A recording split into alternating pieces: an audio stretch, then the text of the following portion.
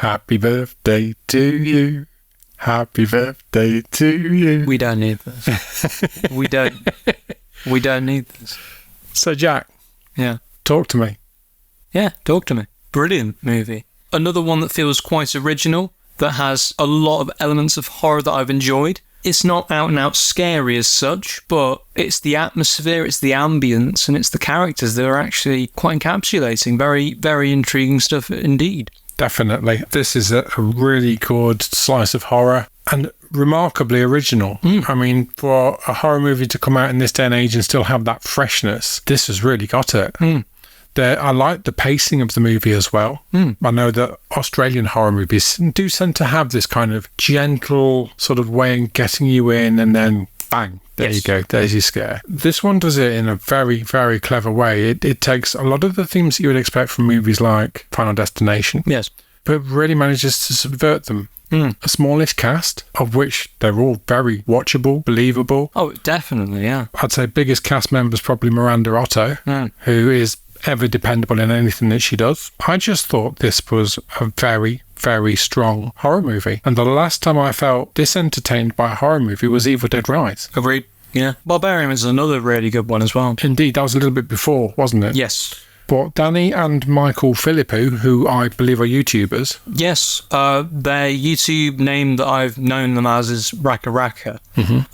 They were basically directors of short little movies that were just out and out bonkers. They had this very edgy but also quite funny and childlike humour that was always associated with their videos. They weren't long as well, they were around like 2 to 3, maybe 5 minutes. And there's one that's very popular where they basically Ronald McDonald with a gun, and then there was one which I showed you to just kind of get an example of their directing methods and their craziness, which was the lightsaber fights. And I think what's so ironic is that all that zaniness is completely missing from this. I think it's missing, but there's still elements of. There's still that childlike humour in certain scenes where it has almost like a contrasting effect. Yeah. Because there is this horrific hand, but everyone surrounding it is behaving like morons. Well, the great thing about that is that it's an inanimate object. It doesn't really do anything of its own accord in the film. But they managed to make it really quite scary. And mysterious. Yeah. We know absolutely nothing about this hand. It's got rumours associated to it. It's got stories. It's got writing on it. There's all sorts of things that we don't know about it even after the movie, and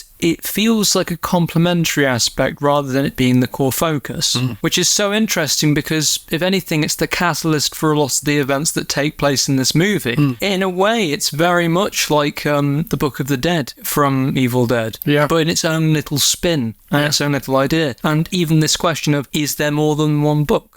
That kind of thing, like we don't know. It's a mysterious object that we know nothing about, but we know for a fact that it can somehow bring things up. Yeah, incredibly clever, incredibly well written, very well shot. As you said, it doesn't have that bonkers nature in terms of the direction. It's very careful in what it puts on screen. I thought the special effects were terrific. Special effects really captured itself very well, The lad that's in this does a very good job. The character of Riley, you mean? Yeah. It was actually terrifying. Yeah. With a lot of the scenes that he was doing. I can't say too much, obviously. But, but that good slow burn all the way through and just gently taking you further and further into what the story is delivering. And again, that rarity of a horror movie with a satisfying ending. Yes. I don't think anyone would have predicted the ending. And the only time I did predict the ending was when it was happening. Was during the build-up. Exactly. So it was very much like I'm satisfied, actually. And I think this works really well. There are certain things that were little phrases that you don't think about until later, and it's very well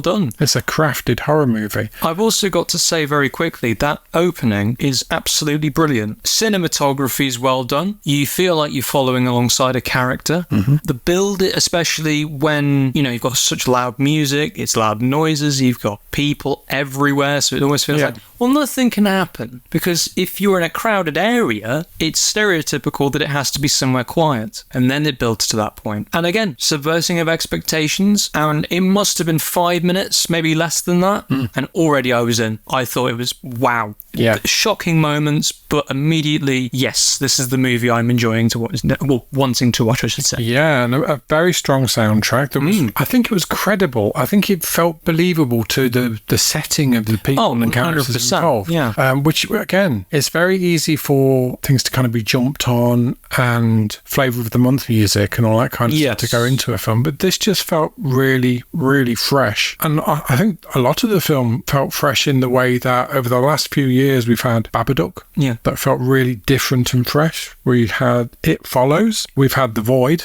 All of those movies, I think, are ones that stand alone because they've taken something and done it their way. Yes. To which I would add this movie to that list. They're trying to push innovativity in a new direction with the things that we already know.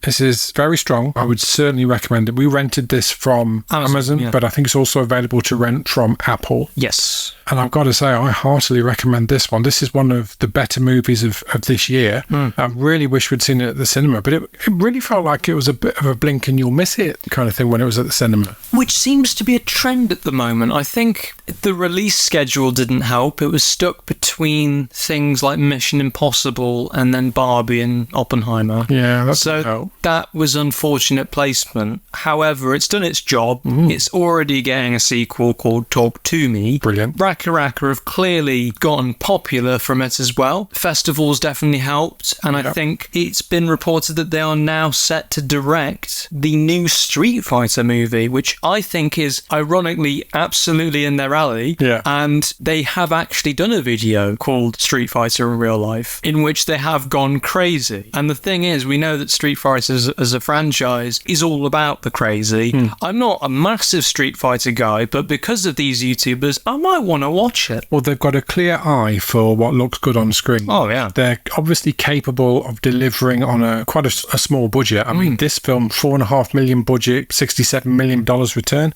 That's an insane return on a short budget of such sorts. There are also YouTubers that have had no money and they have worked with whatever. Yeah. And they've made millions, I mean millions of views from these videos. Well, creativity clearly wins. Oh, it always prospers, yes. So, talk to me, crime or classic? I think this isn't a classic. This isn't a classic for sure. I think this is definitely up there with one of the best stories we've had in a while. Yeah. It's a classic, original story that just captures a terrifying layout of incidents that takes place and the irredeemable things that come out of it. Yeah, spot on. If you get the opportunity, do rent this one. It is definitely worth the money. If you've enjoyed our podcast, please consider liking and subscribing for future episodes. Smash the like notification bell if you're on YouTube. Your support means the world to us. Please help us spread the word to grow the podcast. Until we meet again, film biters, we'll be watching. Will you?